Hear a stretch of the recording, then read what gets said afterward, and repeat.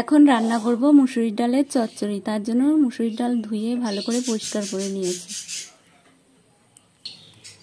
আর এদিকে দিয়ে দিচ্ছি কড়াইতে সর্ষের তেল। তেল গরম হয়ে গেছে। ফোড়নে আমি দেব তেজপাতা আর 2টো শুকনো লঙ্কা।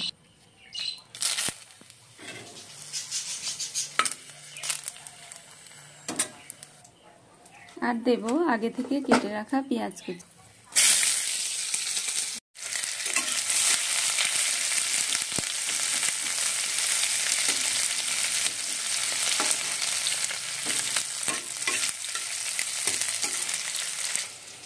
এখন দেব চেরা কাঁচা লঙ্কাগুলো।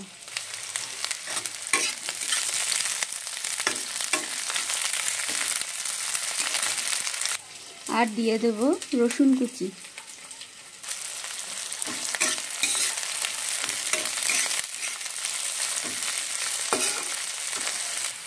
পেঁয়াজগুলো হালকা ভাজা ভাজা হয়ে গেছে।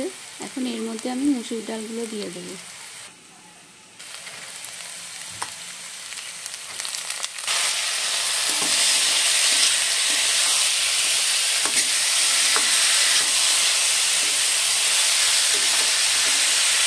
এর মধ্যে এখন দেব আমি স্বাদ মতো লবণ।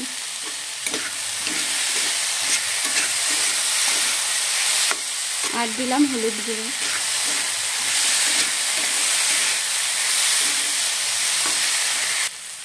এবারে এর মধ্যে আমি জল দিয়ে দেব।